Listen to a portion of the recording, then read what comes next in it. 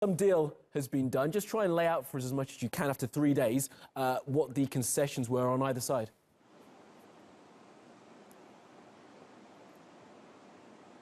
Yes, Kamali, they've decided they'll switch the lights back on after 3 days of shutdown. This should all be over in a few hours' time.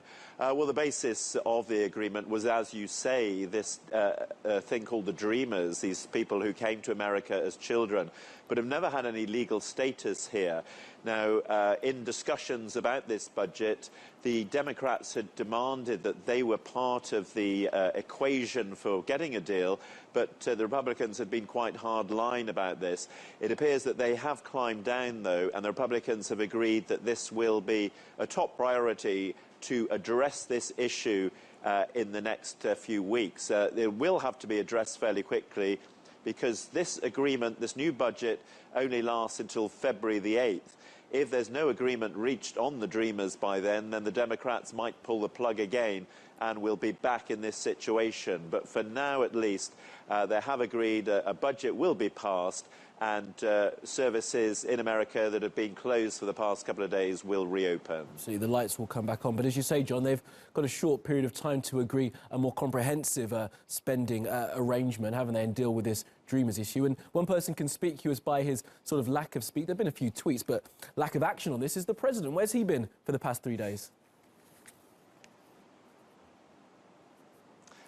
Well, it's a very good question, Kamali. I mean, he's not usually shy at coming forward, is he? But no, he's really seemed to have gone to ground on this one, apart from saying right at the beginning, just bring me a deal, and the occasional tweet blaming the Democrats for what's happened. He's not really been involved, we've been told, much to the disdain of his critics. The Democrats, particularly, obviously, have said that this is all his fault, that he's supposed to be the deal maker who hasn't been anywhere to be seen when a deal needs to be made.